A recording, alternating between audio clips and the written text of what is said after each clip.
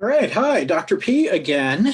And in this video, I'm going to go over a little bit about doing some research online for your presentation, and then also ways to record the presentation. Um, so I'm actually on Zoom here, and why don't I go ahead and share my screen, and I want let me just a second here. I'll share my screen, but first I want to make sure. There we go. Okay. So let's share screen. And there we go. I am logged into Zoom, and you can create a Zoom account for free. And it's a great way to go ahead and host a meeting. And then of course you can record your meeting. So you can, one of the ways that you can record your presentation is to have, like, say, a PowerPoint presentation, and you would go ahead and have your personal meeting room here in Zoom, and you would go ahead and you would click here, join now, and click the other links there. And let's see, start meeting here. It says join now because I'm obviously in a meeting recording things, so we're not going to try to open up another one. And you'd have a personal meeting room just for you. And obviously I'm not inviting anyone else because I'm just recording this. And let me, let's see, let me stop my share here for a minute. And if you actually look at the bottom of the screen, there's a button, a little round button that says, next to the screen share button, that says you can start recording. I think also like Alt-C will, on your keyboard, will have you start recording. And let's see. When I do share my screen, let me go back and share again. I appear in the corner. There's a little talking head. There's probably a way to turn that off, so you don't need to physically appear in your video. It can just be your voice. That's fine. You do need to have your slides in your video, but yeah. All right, so let's see. Let me go ahead and find my sample presentation here. And let me, actually, let me stop sharing for a minute and then find my sample presentation. And I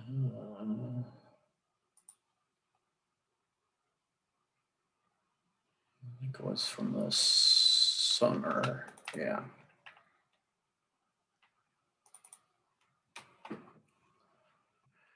Okay.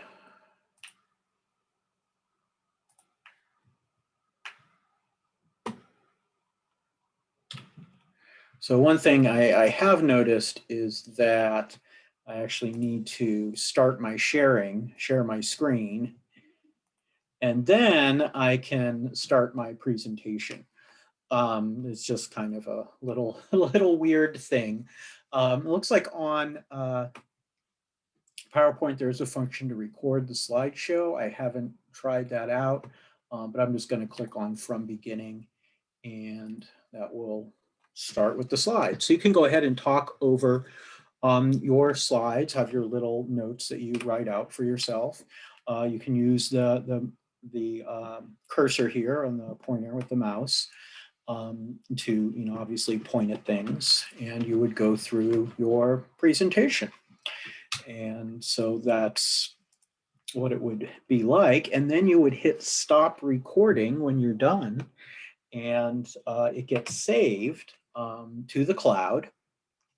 And you can get a link then to share, and you can post that link on Canvas.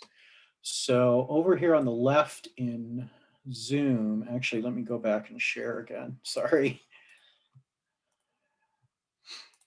Over here on the left in the Zoom menu here is something that says recordings. So for example, I've got Wayne Pitcher's personal meeting room. This was a little earlier tonight when I recorded the video of just info on the presentation. And I can go over and click more, and I could download files if I wanted to. And there'd be 3 files. I think there's an audio, there's a transcript, and then there's the video with audio built in. And you could then upload just that. You could download the file and then upload that file to Canvas as well. You could do that. This other Wayne Pitcher's personal meeting room is the one that we're in right now, or the one that I'm in and recording in right now. So yeah, so that's one thing that you can do to record your video. And another thing that you could do is, you know, if you had a good webcam, or, you know, you've got an iPad or something, you just want to have a family member or friend that you're sheltering in place with or in your bubble be a camera person, and then you make a physical poster and they can zoom in on the different slides on your poster. You could go ahead and do that. But the idea is that you make a little presentation, because this is part of how scientists communicate, either in written form, journal articles, in your case, lab reports, and then oral form, which would be presentations and posters. There's another way that I've recorded a sample presentation, and so let me show you that. So I'm going to switch over to my other camera here, share that with you, and hopefully, why is it not showing up? There we go. I'm just taking a minute there. Not the highest resolution here, but hopefully you get the idea. So there's an app called GoodNotes, and actually right here. And I forget, it's not free, but it is, it's not too expensive. So what you can do is, if you make your presentation and you save it as a PDF, you can go ahead and I'm going to tap new, and I'm going to import something.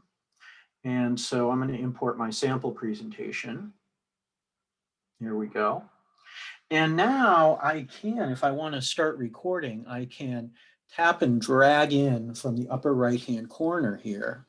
And this menu has a bunch of different features. It's a control panel.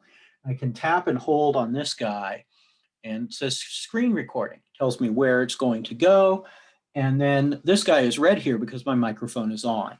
So you want to make sure your microphone's on, because the first few times I tried doing this for Chem 30B lectures last semester, I forgot to turn my microphone on. So I talked for 20 minutes and had nothing to show for it. Well, I had stuff to show for it, but nothing to hear for it. No sound for it. Anyway, so you would just tap on start recording. I'll go ahead and do that. Start recording. It gives you a countdown, so I can tap away a couple times. And now there's a little red thing here that has a recording. And so now, you know, using your finger or in this case, the stylus, I've got it set up so it does a little laser pointer thing. You know, this is kind of nice because you can also do like a highlighter and a pen if you wanted to, you know, do something like that. And so it's kind of a cool thing to do. And then what it does is, you know, the iPad has built in, you know, records whatever's on the screen and then audio along with it. So I'm going to actually stop recording, and we'll hit stop, and then this will actually be saved in your photos as a file, and then you could upload that to Canvas. You know, if you have your own YouTube channel, then go ahead and, you know, put stuff on that and then put the link in Canvas. That's fine as well. So anyway, this is kind of nice because you can, you know, swipe through and talk about things, and it just basically records all of the stuff you do on the screen and what you say, whatever you're talking. So, you know, I thought it was pretty cool, and it's kind of a nice thing to do if you've got more complex slides, for example. So I actually have recorded a version of my presentation that has that was recorded on this. So that's another way that you could go ahead and record your video.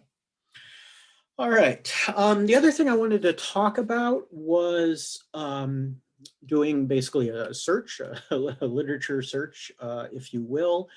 And so we will go to, let's get a new tab here. Realize I need to share the screen. And we'll share my screen here. So let's say you have your topic, and let's say it's serine proteases. And one of the things you can do is, let's write serine protease. You can just do a search on Google. And what do you know, the first hit I get here is for Wikipedia. So I'm going to click on that, and here's my serine protease. And, let me just zoom in a little bit just so you guys can see that a little bit better.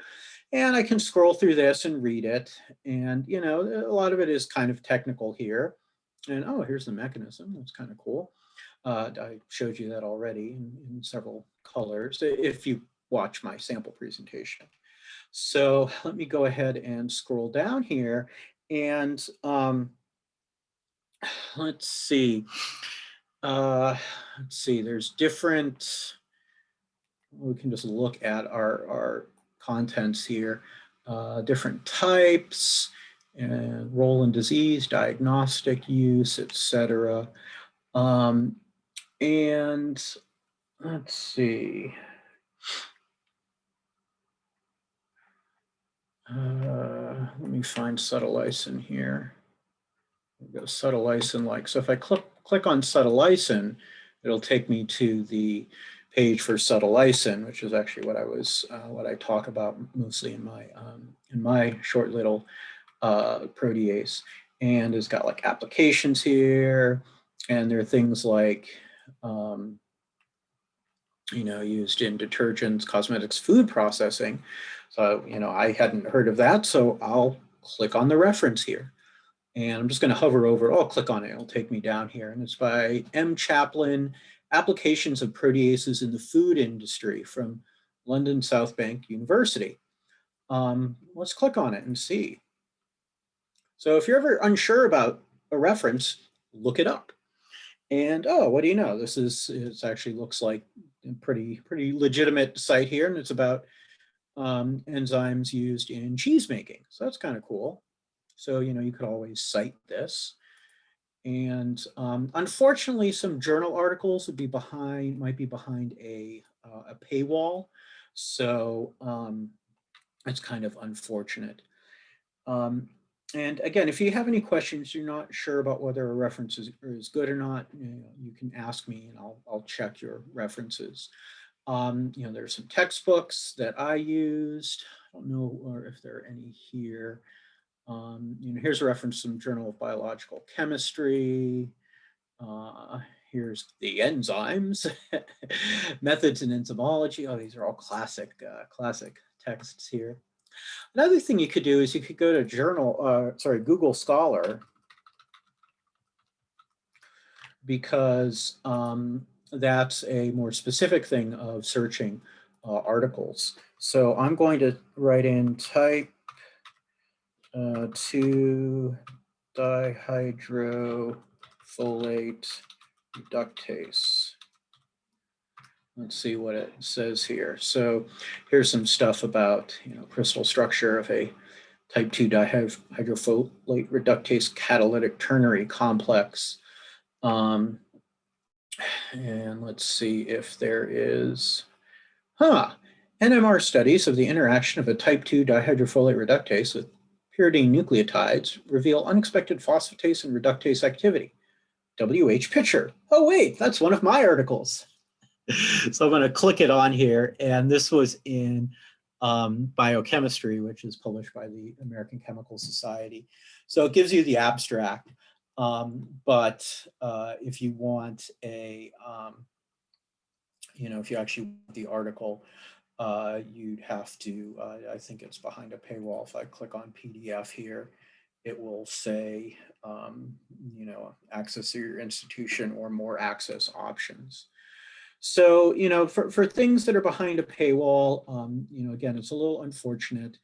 You know, the Chabot Library may have access to some journals, and you know, a place like Cal State East Bay, UC Berkeley have access to more journals. For the 1B presentation, because it's pretty short, you don't necessarily need to have journal references. I didn't in mine. I've got 2 textbook and then 2 Wikipedia page references, because I looked at the Wikipedia pages and said, all right, yeah, nobody's making up stuff and vandalizing the Subtleisen page. So yeah, yeah. All right. And let's see. But yeah, I will be taking a look at your references and making sure that they're legit. A number of years ago, I did have some issues with people with references that were not so good. So, you know, not as reliable science as they could have been. So I just want to make sure that everyone's references look good. So yeah, give things a try. We'll see how it goes. And again, you should, you know, have fun with this. I'm making it worth a bunch of points, but I grade pretty easily. I think the lowest score last semester was, you know, might have been 80%. Okay, so this is really something that, like, you know, it's pretty, you know, most students are averaging in you know, the high 80% or so. And you know, if you put things together well and do a good job talking about it, you'll do well. And you know, and yeah, and we'll all learn stuff by watching presentations. Okay, so let's see. And I think that's about all I wanted to say. I'm just looking at my notes here. Yeah, so, you know, again, there are different ways to record your video. There may even be something using Canvas. I know as an instructor I can do that, but I'm not sure if students can do that, like record something directly to Canvas. But yeah, go ahead and uh, you know, have fun with this. And if you need any help or you're having trouble thinking of a topic, just ask me. And yeah, all right. I look forward to seeing people's presentations. Thanks. Bye.